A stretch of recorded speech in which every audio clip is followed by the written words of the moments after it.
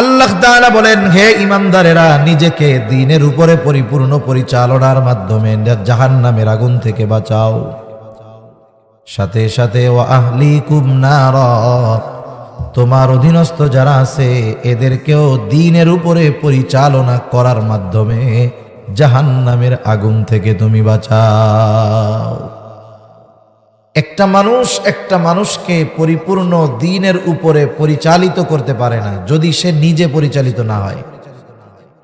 এখন নিজেকে দ্বীনের উপরে পরিপূর্ণ পরিচালনা করতে হলে দ্বীন সম্পর্কে জ্ঞান থাকার দরকার আছে না নাই?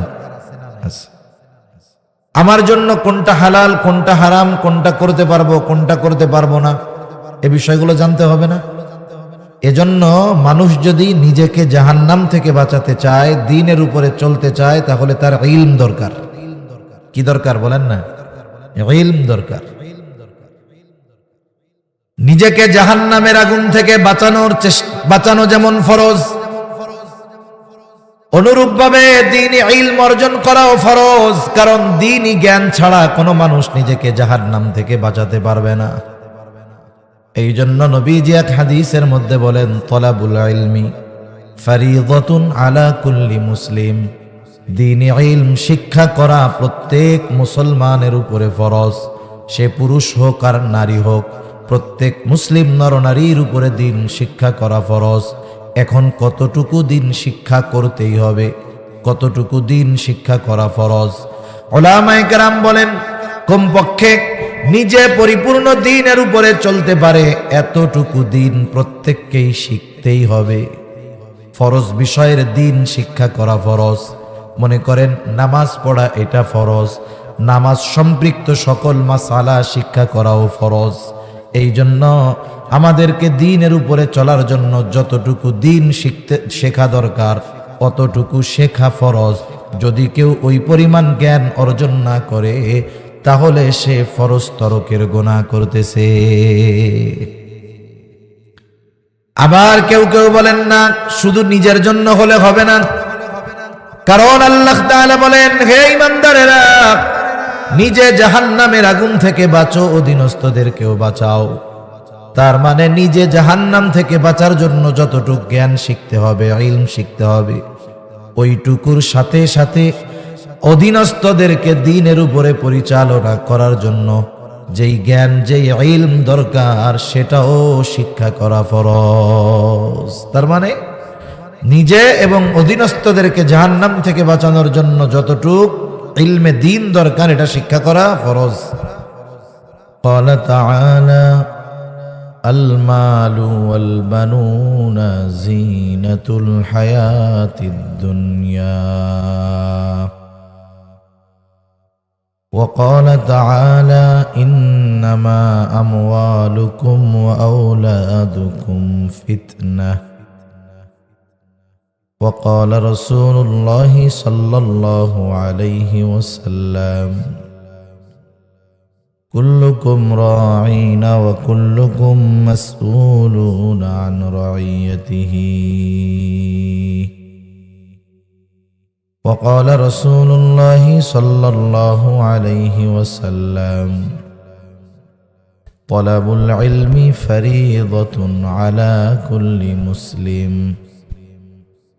أو كما قال النبي صلى الله عليه وسلم صدق الله العلي العظيم وصدق رسوله النبي الكريم ونحن على ذلك من الشاهدين والشاكرين والحمد لله رب العالمين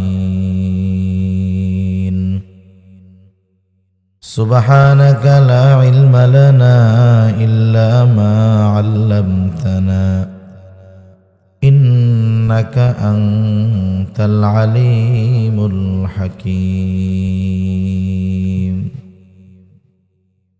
اللهم صل على محمد وعلى آل محمد كما صليت على إبراهيم وعلى آل إبراهيم إنك حميد مجيد اللهم بارك على محمد وعلى آل محمد كما باركت على إبراهيم وعلى آل إبراهيم إنك حميد مجيد الحمد لله ঐতিহ্যবাহী সিলেট জেলার অন্তর্গত বিয়ানীবাজার থানাধীন তরঙ্গ গ্রাম যুব সমাজের উদ্যোগে আয়োজিত আজকের এই তাফসীরুল কোরআন মাহফিলের সম্মানিত শ্রদ্ধেয় সভাপতি, আমন্ত্রিত উলামায়ে কেরাম, সামনে উপস্থিত মুরব্বিয়ানে কেরাম, সমবয়সী যুবক বন্ধু, স্নেহের ছোট ভাই এবং পর্দার অন্তরালে অবস্থানরতা সম্মানিত শ্রদ্ধা মা ও বোন, দয়াময় আল্লাহ রাব্বুল আলামিনের দরবারে অগণিত শুকর যে মহান মালিক আমাদেরকে হাজারো মানুষের মধ্য থেকে যাচাই বাছাই করে হাদিসের ভাষায় জান্নাতের বাগানে কিছু দ্বীনি কথা বলবার এবং শ্রবণ করবার সুযোগ যে মহান মনিব দান করেছেন, সে মহান মনিবকে খুশি করার জন্য মহব্বতের সাথে জবান খুলে অন্তর থেকে আমরা একবার কালিমাতুশ শুকর পাঠ করি, আলহামদুলিল্লাহ। অগণিত দুরুদ ও সালাম সৈয়দুল আম্বিয়া, আশরাফুল আম্বিয়া, খাতামুল আম্বিয়া, ইমামুল মুরসালিন, রহমাতুল লিল আলামিন মুহাম্মাদুর রাসূলুল্লাহ সাল্লাল্লাহু আলাইহি ওয়াসাল্লামের উপর। আমি আপনাদের খেদমতে কোরআনুল কারীম থেকে কয়েকটা আয়াত ও রাসূল আকরাম সাল্লাল্লাহু আলাইহি ওয়াসাল্লামের অগণিত হাদিস থেকে দুইটা হাদিস পাঠ করেছি। আল্লাহ তাআলার কাছে তৌফিক চাই, অল্প সময় আল্লাহ তাআলা কিছু কথা আমাকে আপনাদের খেদমতে বলার সুযোগ করে দেন, যে কথাগুলো আমাদের সবার দুনিয়া এবং আখিরাতের জন্য কল্যাণকর হয়। সকলে বলি আমিন। মানুষের কর্মব্যস্ততা হলো এইরকম, একটা মানুষ নিজেকে যেই ধরনের কাজে ব্যস্ত রাখে তার পথ চলাও ওই কর্মের প্রভাবের উপরেই হয়। যেমন কেউ যদি দ্বীনি কাজে নিজেকে ব্যস্ত রাখে তাহলে অন্যান্য বিষয়গুলোর ক্ষেত্রেও সে দ্বীন মেনে চলার চেষ্টা করে। কারো ব্যস্ততা যদি শুধু দুনিয়ামুখী হয়, মানে আখিরাত অর্জনের কোনো চেষ্টা প্রচেষ্টা কোনো কিছু নাই, শুধু দুনিয়া উপার্জন করতে হবে, সে সব ক্ষেত্রে দুনিয়া উপার্জনের ধান্দা করে। এজন্য মানুষের কর্মব্যস্ততাও মানুষের অনেক পথ পদ্ধতি নির্ধারণ করে দেয়। সেই ধারাবাহিকতায় অন্যতম একটা জিনিস, এটা হলো মানুষের শিক্ষা, মানুষের ইলম, জ্ঞান। একটা মানুষ শিক্ষা গ্রহণ করে জীবনের অল্প কিছু সময়, কিন্তু এই শিক্ষার প্রভাব তার উপরে গোটা জীবন বিস্তার করে। যেমন একজন যখন দ্বীন শিখে তখন তার আগামী জীবন বা পরবর্তী হায়াত সে দ্বীনের উপরে চলার চেষ্টা করে। যখন সে জাগতিক শিক্ষায় শিক্ষিত হয় দ্বীনকে বাদ দিয়ে, তখন সে ওই শিক্ষার দ্বারা শুধু দুনিয়া উপার্জনের চেষ্টা করে। আমি যে কথাটা বোঝানোর জন্য এই দুইটা মিসাল দিলাম, মূলত হলো একটা মানুষের শিক্ষা তার ভবিষ্যৎ কেমন হবে এই বিষয়টাকে মোটামুটি নির্ধারণ করে দেয়। আপনারা জেনে থাকবেন, আমাদের দেশে চলতি বছর সহ গত বছরেও যখন নতুন পাঠ্যপুস্তক দেওয়া হলো, আপনাদের অনেকের আত্মীয় স্বজন তো প্রাইমারি স্কুল, হাই স্কুলে পড়ে নাকি? সে কথা বলার আগে আর একটা কথা বলার দরকার, আসলে শিক্ষার উদ্দেশ্যটা কি? শিক্ষার মূল উদ্দেশ্য উপার্জন করা, ভালো চাকরি পাওয়া, মূল কিন্তু এটা ছিল না। আমরা যখন শিক্ষার মূল উদ্দেশ্য থেকে বের হয়ে গিয়েছি, শিক্ষার মূল উদ্দেশ্যটা যখন আমাদের অজানা হয়ে গেছে অথবা উদ্দেশ্যটা মূল উদ্দেশ্যের বাইরে চলে গেছে, তখন স্টুডেন্ট যারা ছাত্র ছাত্রী এরা লেখাপড়া করার পরেও আদবওয়ালা হয় না, ভদ্র হয় না, বরং দিন যায় আরো বেয়াদব হয়। স্বাভাবিক উচিত কি ছিল, যে যত উচ্চ শিক্ষিত হবে সে তত মার্জিত, ভদ্র, বিনয়ী হবে। কিন্তু আমাদের দেশে জাগতিক লাইনের শিক্ষায় যে যত উপরে যায় সে তত বড় বেয়াদব হয়। উচ্চ শিক্ষা গ্রহণ করে উচ্চ বেয়াদব হয়।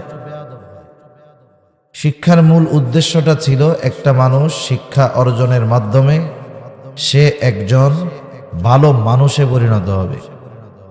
শিক্ষার মূল উদ্দেশ্য কখনো উপার্জন নয়, ভালো চাকরি নয়। কিন্তু এখনকার জামানার দিকে যদি আপনি নজর দেন, যে জাগতিক যেই শিক্ষা কেন অর্জন করে, কারণ প্রত্যেকটা শিক্ষার্থী চায় যে আমি এই শিক্ষার মাধ্যমে দুনিয়ার লাইনের বড় কিছু হব।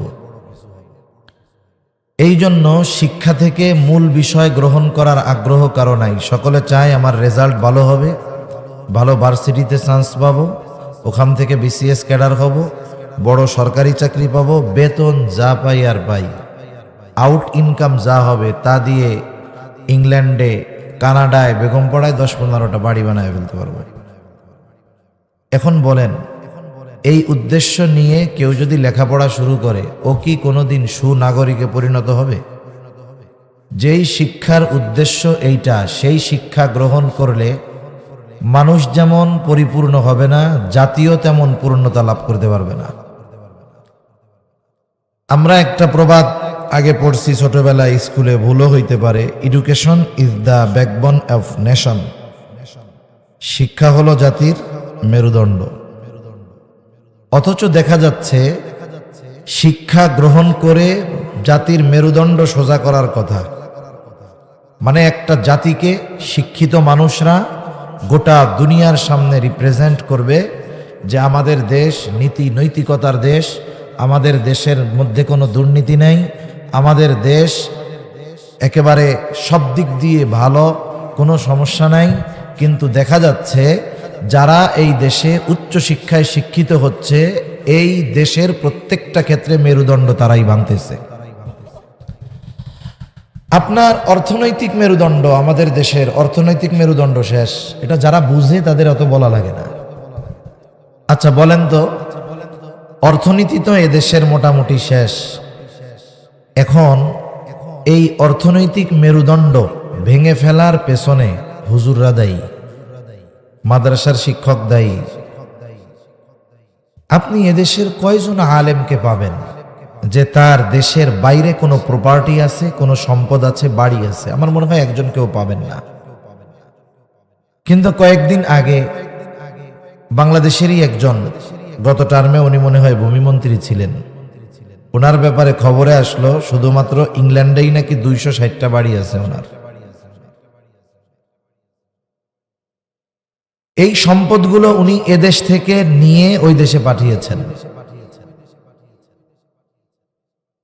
এই যে প্রপার্টি সম্পদ উনি পাঠালেন, দেশের অর্থটা বিদেশে পাচার করলেন। উনি কিন্তু বড় শিক্ষিত মানুষ, বিসিএস ক্যাডারও মনে হয়।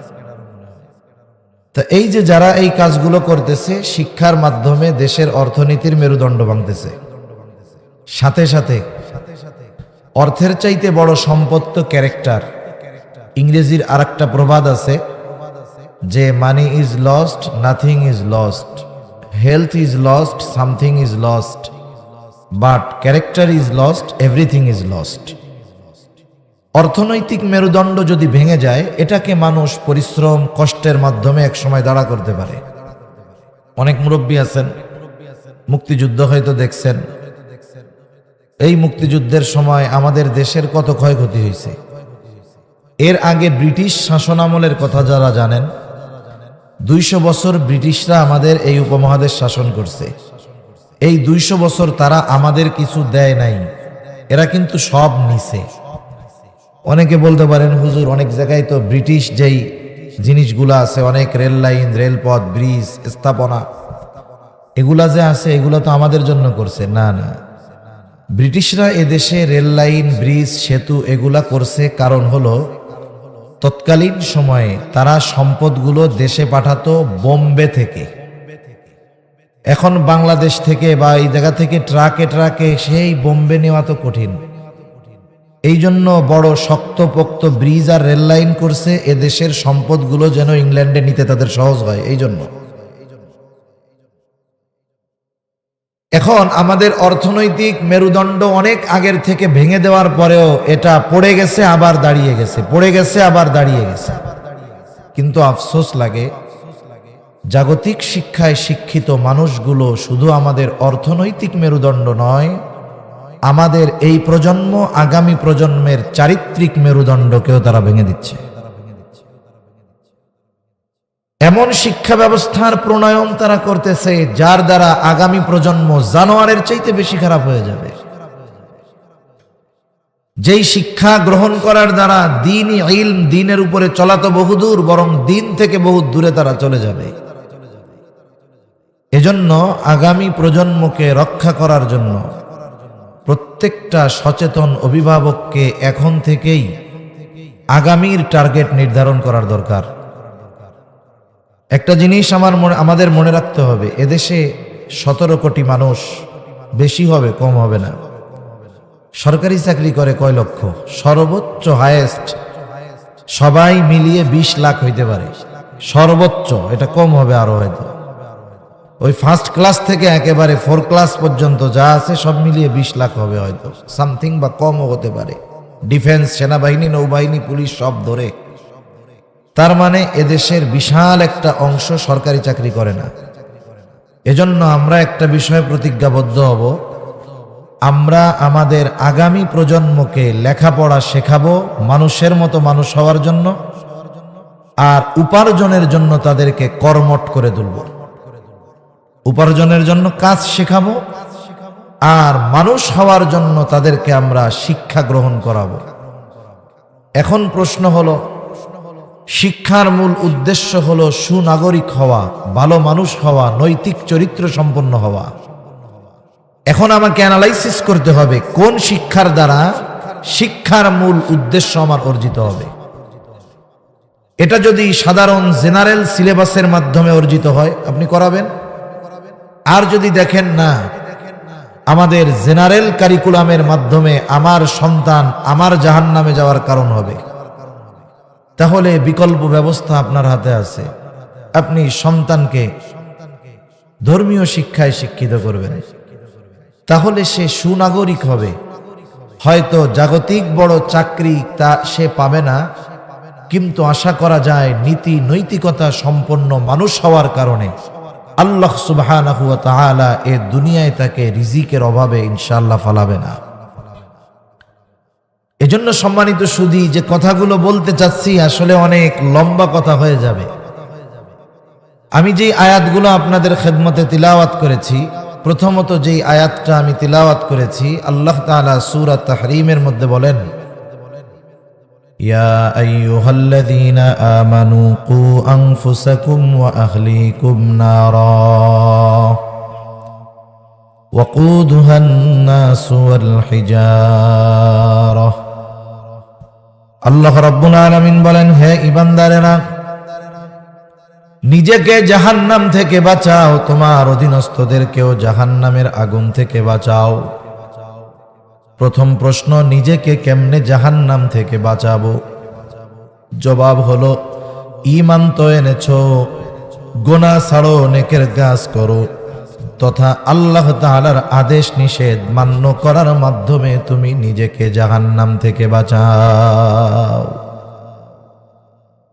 নিজের জীবনটাকে শরীয়তের আলোকে পরিচালিত করো, নিজেকে পরিপূর্ণ ইসলামের মধ্যে দাখিল করো। এজন্য আল্লাহ রাব্বুল আলামিন কুরআনুল কারীমের মধ্যে জানায় দেন, ইয়া আইয়ুহাল্লাযীনা আমানু দুখুলু ফিস সিলমি কাফা। আল্লাহ তাআলা বলেন, হে ঈমানদারেরা, তোমরা পরিপূর্ণভাবে ইসলামের মধ্যে দাখিল হয়ে যাও, অন্তর্ভুক্ত হয়ে যাও। তার মানে তোমার গোটা জীবনের সব ক্ষেত্রে তুমি ইসলামকে প্রাধান্য দাও। আর ইসলাম হলো এমন এক জীবন ব্যবস্থা, এমন এক দিন যেখানে মানব জীবনের এমন কোনো দিক নাই যেই জায়গায় ইসলামের দিক নির্দেশনা নাই। কেউ যদি মনে করে জীবনের প্রত্যেকটা ক্ষেত্রে ইসলামের অনুশাসন মেনে চলার সুযোগ নাই, তার মানে এই চিন্তার দ্বারা, এই কথার দ্বারা সে ইসলামকে অপূর্ণাঙ্গ মনে করলো। বলেন তো, যদি কেউ এটা মনে করে, বলে অথবা বিশ্বাস করে যে ইসলাম হলো পূর্ণাঙ্গ নয় অপূর্ণাঙ্গ, বলেন তো তার ঈমান থাকবে নাকি চলে যাবে? কারণ আল্লাহ রাব্বুল আলামিন ইসলামকে, এই দিনকে পরিপূর্ণ হিসাবে ঘোষণা করেছেন। বিদায় হজের দিন আরাফার ময়দানে আল্লাহ রাব্বুল আলামিন ওহী নাজিল করে জানায় দেন, আল-ইয়াওমা আকমালতু লাকুম দীনাকুম ওয়া আতমামতু আলাইকুম নি'মাতি ওয়া রাদিতু লাকুমুল ইসলাম দীনা। আল্লাহ তাআলা বলেন, আল-ইয়াওমা আকমালতু লাকুম দীনাকুম, আজকে আমি তোমাদের জন্য তোমাদের দ্বীনকে পরিপূর্ণ করলাম। দ্বীন হলো জীবন ব্যবস্থা। শুধু তাই না, আল্লাহ তাআলা সাথে সাথে বলেন, ওয়া আতমামতু আলাইকুম নি'মাতি, দ্বীন পরিপূর্ণ করার সাথে সাথে আমি আল্লাহ তোমাদের জন্য আমার নিয়ামতকেও পরিপূর্ণ করলাম। উলামায়ে কেরাম, বুজুর্গানে দ্বীন বলেন, এখানে খুব শিক্ষণীয় একটা বিষয় আছে। আল্লাহ তাআলা দ্বীন পরিপূর্ণ করার সাথে সাথে নিয়ামতকে পরিপূর্ণ করার ঘোষণা কেন দিলেন? মূলত আল্লাহ তাআলা আমাদেরকে বোঝাতে চান, ও দুনিয়ার মানুষ, ঈমানদার, এই দ্বীন শুধু যে তোমাদের জন্য নির্দিষ্ট কিছু আইন কানুন বিধি নিষেধ এমনটা নয়, বরং এই দ্বীন যেহেতু পরিপূর্ণ, এই পরিপূর্ণ দ্বীনটাও তোমাদের জন্য বড় একটা নিয়ামত।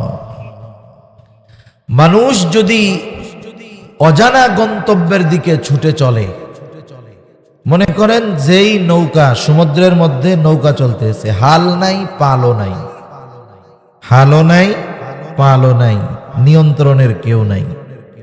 আমরা ছোটবেলায় একটা কম্পোজিশন পড়েছি ইংরেজিতে, এম ইন লাইফ, এর মধ্যে এরকম লেখা ছিল, গন্তব্যহীন বা উদ্দেশ্যহীন জীবন হলো ওই নৌকার মতো, যেই নৌকার কোনো গন্তব্য নাই, হাল নাই পাল নাই, ও বাতাস আসলে একদিক যায়, স্রোত আসলে আর একদিকে যায়, ও নির্দিষ্ট গন্তব্যে কখনো পৌঁছাইতে পারে না।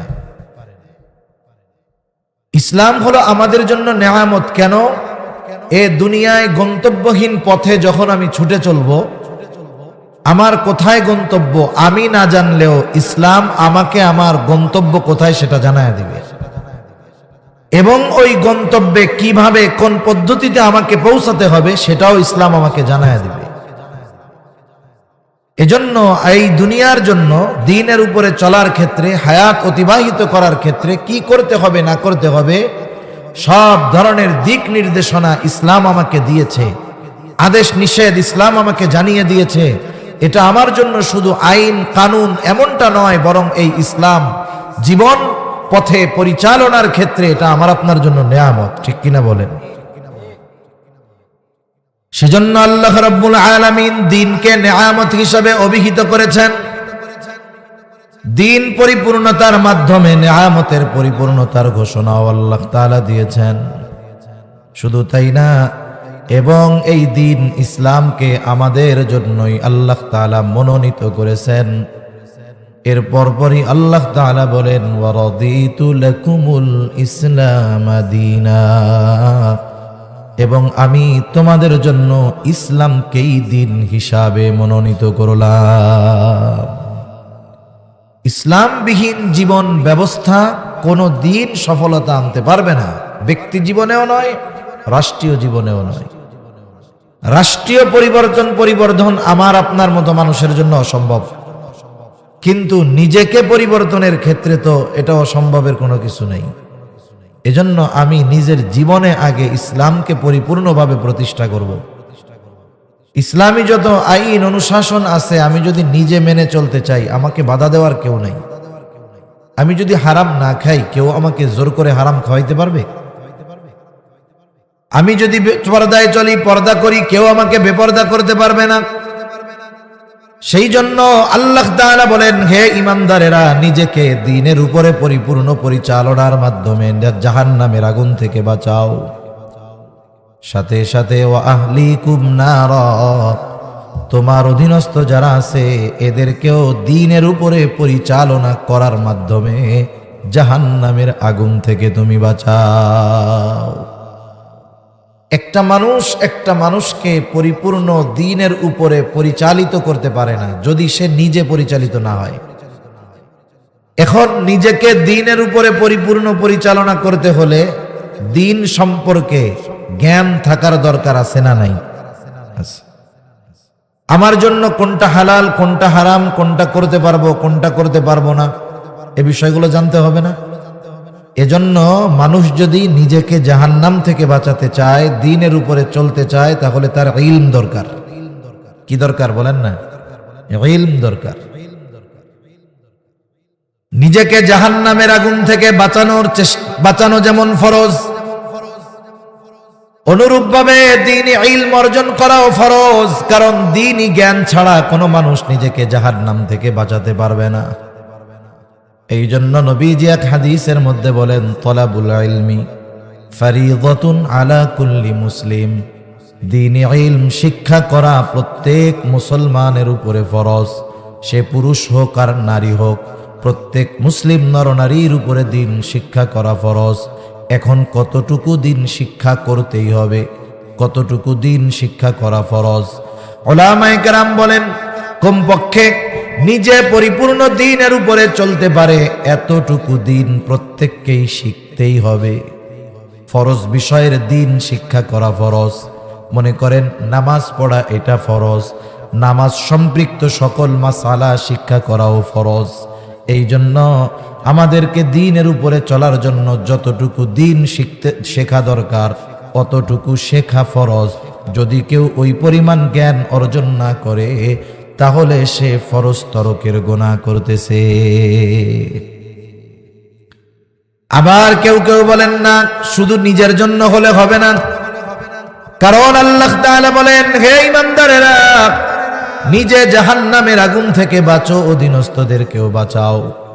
তার মানে নিজে জাহান্নাম থেকে বাঁচার জন্য যতটুকু জ্ঞান শিখতে হবে, ইলম শিখতে হবে, ওইটুকুর সাথে সাথে অধীনস্থদেরকে দ্বীনের উপরে পরিচালনা করার জন্য যেই জ্ঞান, যেই ইলম দরকার সেটাও শিক্ষা করা ফরজ। তার মানে নিজে এবং অধীনস্থদেরকে জাহান্নাম থেকে বাঁচানোর জন্য যতটুক ইলমে দ্বীন দরকার এটা শিক্ষা করা ফরজ। মনে রাখবেন, আমাদের দেশে শিক্ষা ব্যবস্থা দুই ভাগে বিভক্ত। কয় ভাগে? দুই ভাগে। একটা হলো জাগতিক শিক্ষা আর একটা হলো ধর্মীয় শিক্ষা। জাগতিক শিক্ষাটা আবার দুই ভাগে বিভক্ত।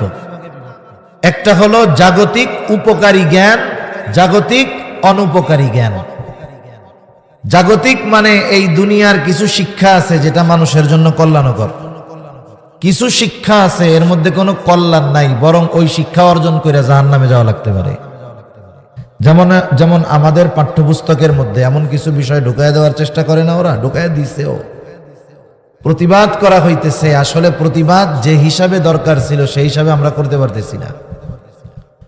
আমরা অভ্যন্তরীণ কলহ দ্বন্দ্বের মধ্যে লিপ্ত আছি, অথচ এই যে শিক্ষা ব্যবস্থার মধ্যে পাঠ্যপুস্তকের মধ্যে যেই বিষয়গুলো ঢুকায়া দেওয়া হলো, এই বিষয়গুলো ঢুকায়া দেওয়ার মাধ্যমে নির্দিষ্ট কোনো দলের ক্ষতি তারা করতেছে তা না, বরং সব মুসলমানের ক্ষতি করতেছে, ইমানের ক্ষতি করতেছে।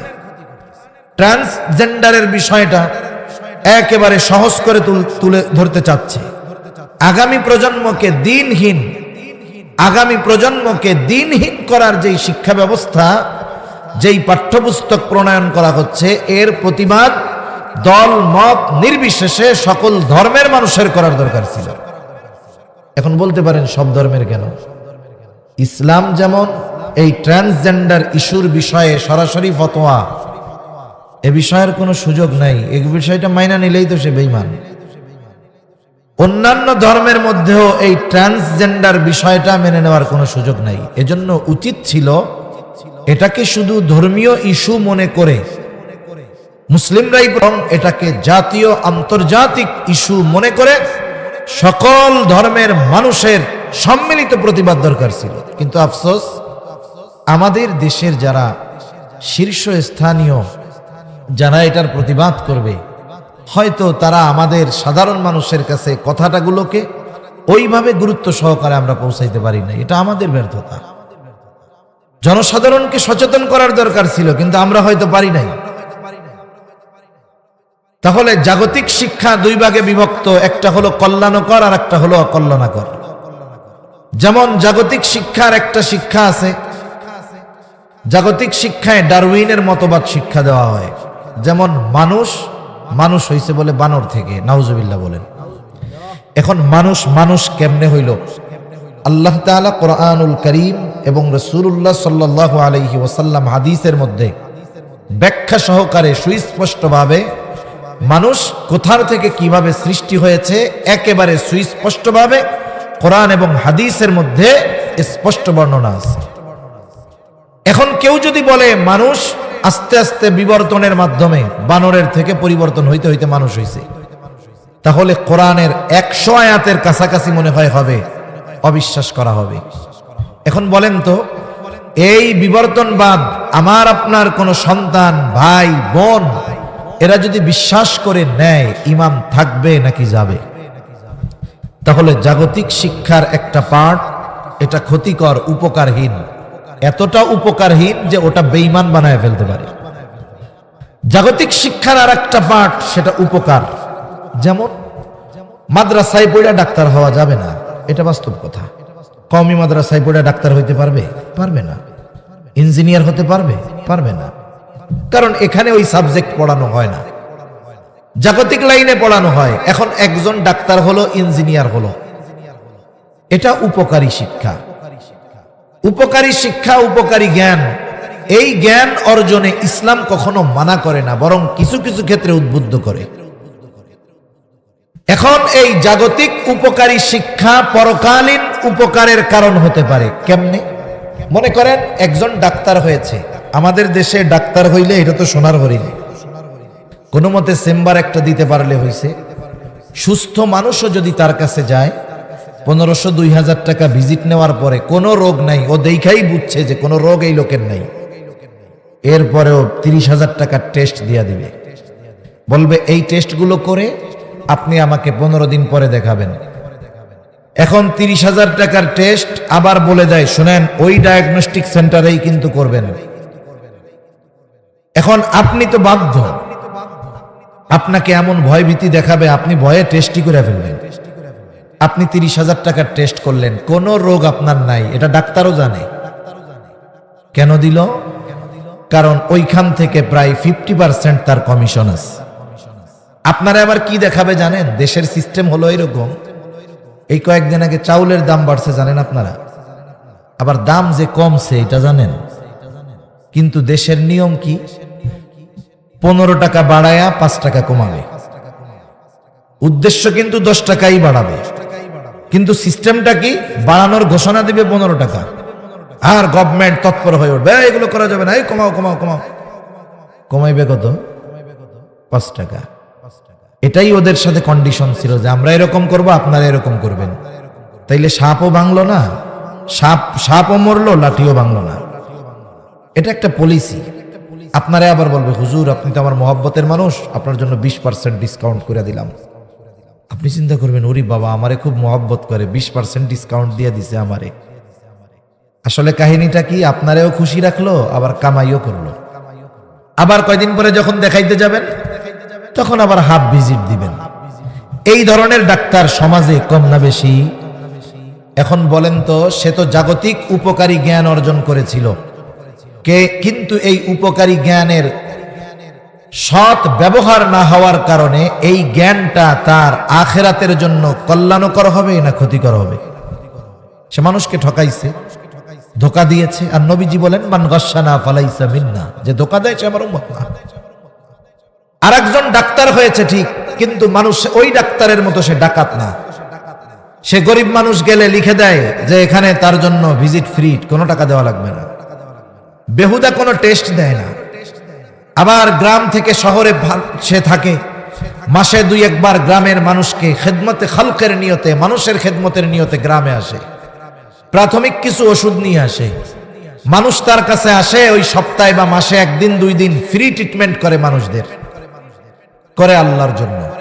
এখন বলেন তো, তার এই উপকারী জ্ঞানটা তাকে দুনিয়াতে যেমন কল্যাণকর জিনিসের ব্যবস্থা করবে, আখিরাতেও তার জন্য এই কাজ নাজাতের কারণ হতে পারে কি পারে না? দুনিয়াবি উপকারী জ্ঞান তখনই কাজে লাগবে যখন ওই দুনিয়াবি উপকারী জ্ঞানের সাথে দ্বীনের সমন্বয় থাকবে। এই যে ব্যক্তিটা দ্বীন ঢুকায় দিছে কি, যে আমি মানুষের এই খেদমতটা করতেছি আল্লাহর জন্য, মানুষকে ঠকাবো না, আমি সুস্থতার সাথে আমি মানুষের জন্য একেবারে নিবেদিত প্রাণ হব, আমার তো আল্লাহ তাআলা দিচ্ছে কিছু উপকার তাদের জন্য করব। এতে কি হলো? দুনিয়াও অর্জন হলো, এর সাথে দ্বীনকে একটু মিশায়া দেওয়ার কারণে এটা তার আখিরাতের জন্য কল্যাণকর হয়ে গেল। এবার আসেন ধর্মীয় শিক্ষা। ধর্মীয় শিক্ষাটাও 2 ভাগে বিভক্ত। একটা হলো যেই ধর্মীয় জ্ঞান অর্জন করা ফরজ, আর একটা হলো যেই ধর্মীয় জ্ঞান অর্জন করা ফরজে কিফায়া। যেই জ্ঞানটা ফরজ, ওই ফরজ পরিমাণ জ্ঞান প্রত্যেকটা মুসলমানের জন্য শিক্ষা করা ফরজ। একজন মুসলমানের জন্য সে যা করে করুক, কৃষক হোক, সিএনজি চালাক, দিন মজুর করুক, যা করে করুক, তার জন্য শিক্ষা করা কি ফরজ। আরেকটা হলো ফরজে কিফায়া, এটা সকলের জন্য ফরজ না। কিছু মানুষ যদি এই জ্ঞান অর্জন করে, তাহলে তার ওই জ্ঞানের দ্বারা ওই সমস্ত মানুষগুলো উপকৃত হতে পারবে। যেমন জানাজার নামাজ এক এলাকার কেউ যদি না পড়ে সবাই গুনাহগার হবে, কয়েকজন পড়লে সবার পক্ষ থেকে আদায় হয়ে যাবে। সব মানুষের মুফতি হওয়া জরুরি না, কিন্তু কিছু মানুষের মুফতি হওয়া জরুরি। কারণ যখন নতুন কোনো সমস্যা আসবে, সাধারণ মানুষ এর সমাধান যখন পাবে না, মুফতি সাহেব সমস্যার সমাধান করবে। এজন্য জরুরতে দিন যেটা, ফরজ পরিমাণ দিন যেটা, এটা আমাদের সকলের শিক্ষা করা ফরজ।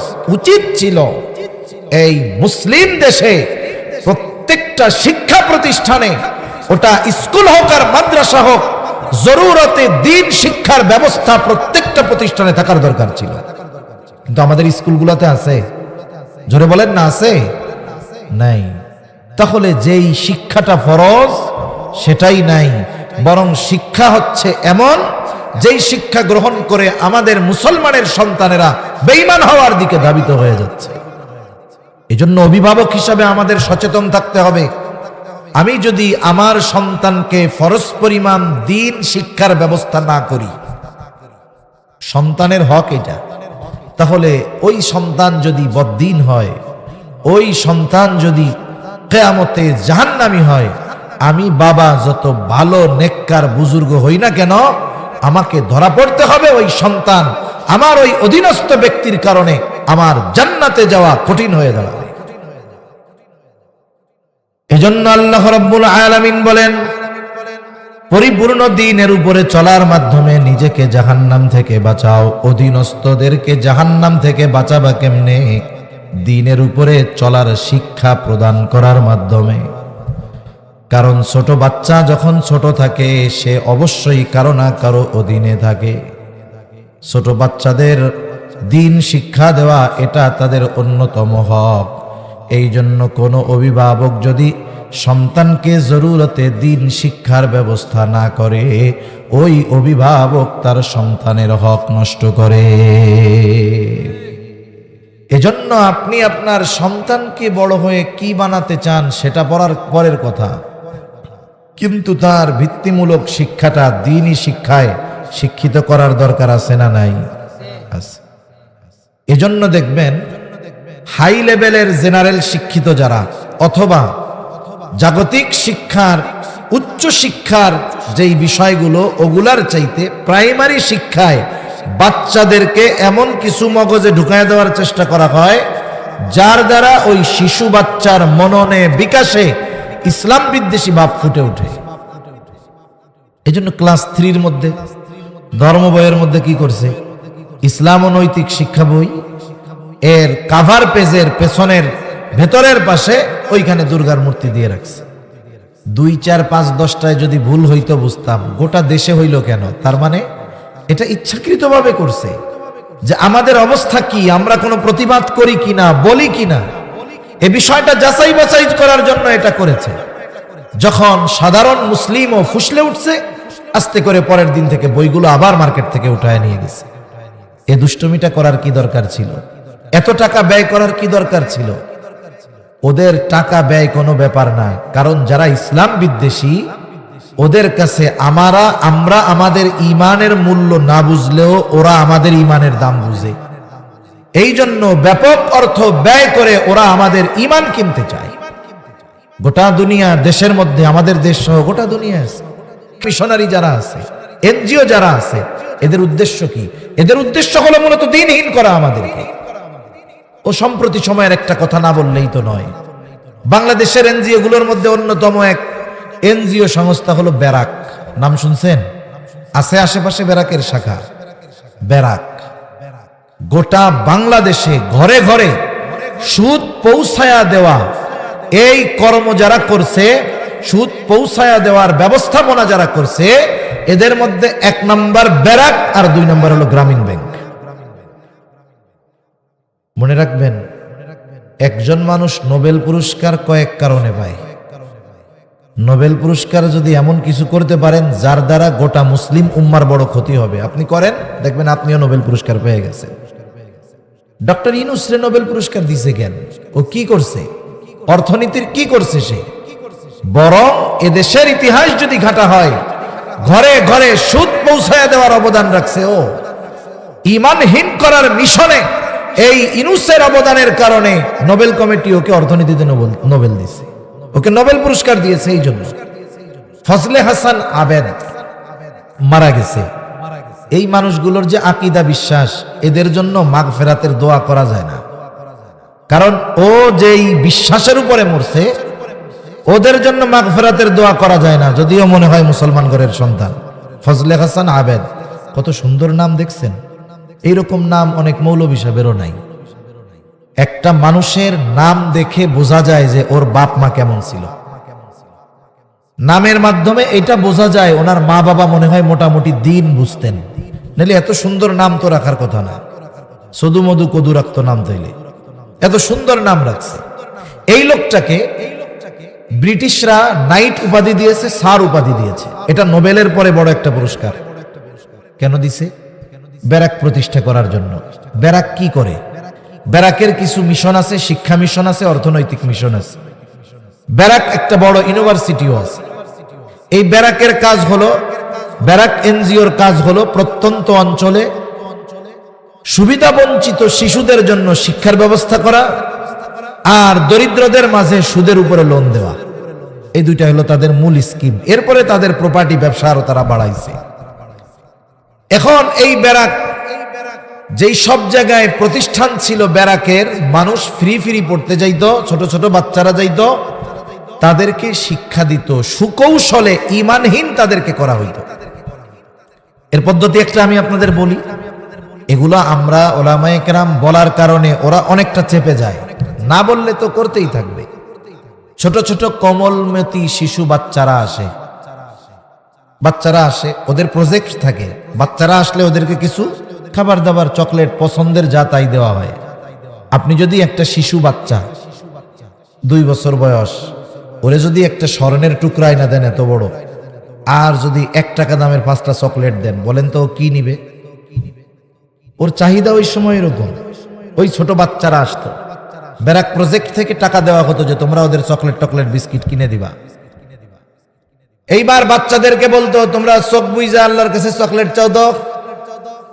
এইবার বলে আল্লাহ, ছোট বাচ্চা তো বুঝে না, তো বলে আল্লাহ চকলেট দেন, এখন চকলেট তো আসে নাই। এইবার চোখ বন্ধ করে আপুর কাছে চকলেট চাও তো, বলে আপু চকলেট দেন। এবার আপু সবার হাতে হাতে একটা চকলেট দিত।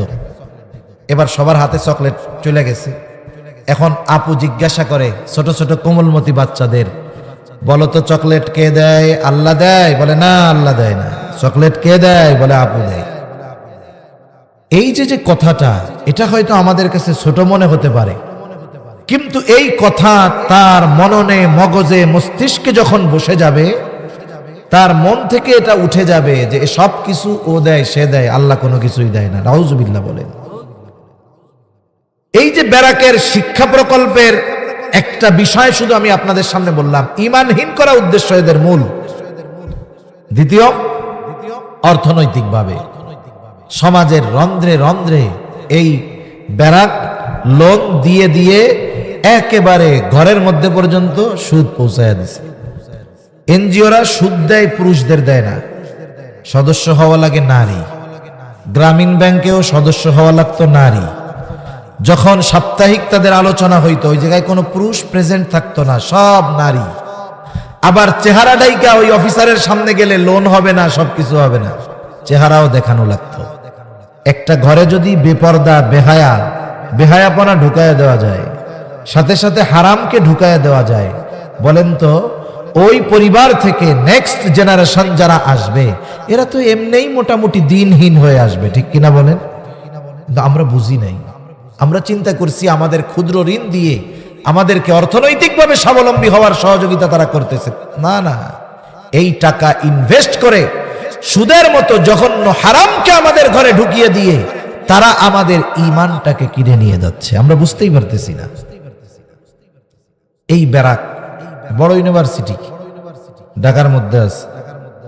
এই কয়েকদিন আগে আধুনিক এই শিক্ষা ব্যবস্থা এবং পাঠ্যপুস্তক নিয়ে শিক্ষকদের সেমিনার হয়েছে একটা। এই সেমিনারে ব্যারাক ইউনিভার্সিটির একজন শিক্ষক বক্তব্য দিয়েছেন। তিনি তার বক্তব্যে বলেছেন যে আপনি বাজার থেকে একটা বই কিনবেন, সপ্তম শ্রেণীর সামাজিক বইটা আপনি কিনবেন, সমাজ বই, সামাজিক শিক্ষা। এর মধ্যে 2টা পৃষ্ঠা আছে যেখানে ট্রান্সজেন্ডারের ব্যাপারে উদ্বুদ্ধ করা হইতেছে। আপনারা সবাই ট্রান্সজেন্ডার বোঝেন কি বোঝেন না আমি বুঝতেছি না। আমাদের দেশে আমরা তৃতীয় লিঙ্গ হিজড়া বলি, হিজড়া আছে না? একটা হলো হিজড়া, এটা সৃষ্টিগতভাবেই হয়েছে, এর বিষয়টা ভিন্ন। কিন্তু ট্রান্সজেন্ডার কারা? ট্রান্সজেন্ডার হলো ও নিজে ছিল পুরুষ, বিভিন্ন অস্ত্রোপচার অপারেশনের মাধ্যমে নিজের গঠনকে নারীতে রূপান্তর করে সে, এরপরে সে নিজের নারী দাবি করে। আসলে ট্রান্সজেন্ডারের মাধ্যমে একটা মানুষ পুরুষ থেকে নারী হতে পারে না, কিছু গঠন অপারেশনের মাধ্যমে পরিবর্তন করে, কিন্তু হাকিকতে সে পুরুষই থেকে যায়। এখন মনে করেন ট্রান্সজেন্ডার কারা হইতে পারবে? এটারে আরো সহজ করতেছে ওরা। কয়েকজন পুরুষ, ও যদি মনে মনে ভাবে যে আমি নারী, তাইলে ও নারী বলে গণ্য হবে। নাউজুবিল্লাহ। আমার তো মাঝে মধ্যে মনে হয় আমি বাংলাদেশের প্রেসিডেন্ট, আমি কি হইতে পারবো? আমার তো মনে মনে চায় যে আমি বাংলাদেশের প্রধানমন্ত্রী হইতে পারবো? তাহলে এই বিষয়টা তো সহজ বিষয়, যে একটা মানুষ পুরুষ হওয়ার পরে সে যদি নিজেকে মনে মনে নারী ভাবে, তাইলে এই লোকটা যে অসুস্থ এটা বুঝতে কোনো কিছু বাকি আছে? তাহলে 1 নাম্বার, এই ট্রান্সজেন্ডারের চিন্তা ভাবনা এটা একটা বড় ধরনের মানসিক রোগ, এবং যারা এই রোগ আক্রান্ত এরা বিকারগ্রস্ত। বরং উচিত ছিল এই ধরনের চিন্তাধারা যাদের মধ্যে, তাদেরকে রাষ্ট্রীয় পৃষ্ঠপোষকতায় চিকিৎসার ব্যবস্থা করা। এইটা না কইরা বরং তাদের এই দাবিকে আরো উস্কায়া দেওয়া হচ্ছে, বৈধতা দেওয়ার অপচেষ্টা করা হচ্ছে। তাহলে কি হবে দেখেন, মুসলিম সভ্যতা বাদ দেন, মুসলিম ধর্মের কথা বাদ দেন, হিন্দু, বৌদ্ধ, খ্রিস্টান সব ধর্মের কথাই আপনি আনেন, কারো ঘরে হইছে ছেলে, ওই লোক যদি কয়দিন পরে যদি বলে আব্বা আমার তো মেয়ে মেয়ে মনে হইতেছে, তাইলে যে সামাজিক চেন, পারিবারিক ধারাবাহিকতা, এগুলো কি অক্ষুণ্ণ থাকবে? থাকবে না। মেয়ে যদি মনে করে আব্বা আমার ছেলে ছেলে মনে হইতেছে, তাহলে কি করবে?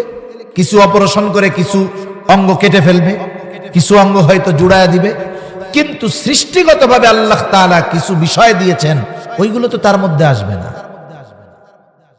আর সৃষ্টির এই পরিবর্তন করা, এটা নিঃসন্দেহে বড় কুফরি এবং ঈমানহীন হওয়ার অন্যতম এক কর্ম। এটা যারা করবে, যারা বৈধতা দিবে, যারা আইনের সমর্থন দিবে, সবগুলো বেঈমান, কোনো সন্দেহ নেই। এগুলো আমাদের বুঝতে হবে। হিজড়ার মাসালা আলাদা, মনে রাখবেন। অনেক সময় ছোট বাচ্চা হইছে, সে উভয় লিঙ্গ, ছেলে মেয়ে 2টা আলামত নিয়েই জন্ম নিছে, বঙ্গবন্ধু মেডিকেল কলেজ বিশ্ববিদ্যালয়ের একজন প্রফেসর, শিশু বিশেষজ্ঞ, উনি বলতেছেন আমাদের সমাজে সচেতনতার অভাব, এই জন্য অভিভাবক লজ্জায় যখন কোনো বাচ্চা হিজড়া হয় একে চিকিৎসকের কাছে নেয় না, অথচ যদি চিকিৎসকের কাছে ছোটবেলায় নিত, এই ছোট্ট একটা অপারেশনের মাধ্যমে তার এই সমস্যাটা দূর করা যাইত, হয়তো তো ছেলেও হইতো নাহলে মেয়ে যে কোনো একটা হয়ে যাইতো, কোনো সমস্যা ছিল না। কিন্তু এনারা আনে না। এরপরেও বড় হওয়ার পরেও কোন হিজড়া যার মধ্যে দুইটাই আছে, মানে পুরুষের আলামতও আছে নারীর আলামতও আছে, মাসালা হইল নারীর আলামত যদি বেশি থাকে সে নারী হিসাবে ধর্তব্য হবে, পুরুষের আলামত বেশি থাকলে পুরুষ হিসাবে ধর্তব্য হবে। কিন্তু কোন ওই হিজড়া যদি চায় যে তার মধ্যে পুরুষের আলামত বেশি, সে ওই নারীর যেই বিষয়গুলো আছে এগুলো বের করে ফেলবে, অপারেশন করবে, এটা তার জন্য বৈধ হতে পারে, কারণ সে অসুস্থ, চিকিৎসা গ্রহণ করছে। আর একজন পরিপূর্ণ ছেলে সে কিভাবে অপারেশনের মাধ্যমে নিজে নারী হতে চায়, এটা নিঃসন্দেহে বিকারগ্রস্ত আর মানসিক রোগী ছাড়া কোনো সময় সম্ভব হতে পারে না। এই বিষয়গুলো আমাদের বুঝতে হবে। এই শিক্ষাগুলো আমাদের হাই স্কুল, কলেজে, প্রাইমারি শিক্ষায় আমাদের বাচ্চাদেরকে শিক্ষা দেওয়ার প্রচেষ্টা চলতেছে। ও যখন একটা জিনিস বারবার বারবার বারবার বারবার পড়বে, ও এই খারাপ জটিল বিষয়টাকে সিম্পল মনে করবে। এজন্য উলামায়ে কেরাম অনেক সচেতন, সতর্ক, উম্মার কল্যাণের ফিকির করে। দেখেন, আমরা কখনোই উলামায়ে কেরাম বলে না যে নারীদের জন্য নারী শিক্ষা বাদ দাও। কোন আলেম এই কথা বলছে যে নারী শিক্ষা বাদ দেন, নারীদের শিক্ষা লাগবে না? না না, উলামায়ে কেরাম সহশিক্ষার বিরোধিতা করছে। আসলে আমরা কি করব? রোগ তো চতুর্দিকে, বলতে চাই একটা, স্মরণ আসে আর একটা। কোনটা বলবো আমরা? একটু খেয়াল করে দেখেন, আমরা অনেক সময় যারা একটু রক্ষণশীল ফ্যামিলি, দ্বীনের উপরে চলার চেষ্টা করি, আমরা ছেলেদেরকে ছেলেদের সাথে চলাফেরায় উদ্বুদ্ধ করি, মেয়েদেরকে মেয়েদের সাথে চলায় উদ্বুদ্ধ করি। আবার দেখেন, এই জীবনে খেলাধুলার সামগ্রী, বাচ্চাদের খেলাধুলার সামগ্রী ছেলেদেরটা দিয়ে ছেলেরা খেলবে, মেয়েদেরটা দিয়ে মেয়েরা খেলবে। এটা গ্রামে যাদের একটু দ্বীনি বুঝ আছে তারা এখনো সচেতন থাকে, ছেলেদেরকে মেয়েদের সাথে খেলাধুলা করতে দেয় না, ছোট হলেও। কেন দেয় না? উলামায়ে কেরাম এই ব্যাপারটা খুব সচেতনতার সাথে বলছেন যে একটা ছোট বাচ্চা, ছেলে যদি মেয়েদের জিনিসপত্র নিয়ে খেলাধুলা করে, মেয়ে সাজে, অনেক মা বাবা আছে বুঝে না, ছেলেটা সুন্দর, ওরে মাঝে মধ্যে মেয়ের মতো সাজায়, এটা বড় বোকামি কাজ। অনেক মা বাবা আছে আল্লাহ তাআলা ছেলে দেয় নাই, এইবার মেয়েটারে প্যান্ট গেঞ্জি টেঞ্জি পরাইয়া ওইটারে পোলাই বানায় ফেলছে। এসব কাজ খুব খারাপ। আপনি যে তাকে যেভাবে গড়ে উঠাচ্ছেন এর প্রভাব পূর্ণ তার উপরে পড়বে। এজন্য ছোট বাচ্চারা শিশুকাল থাকতেই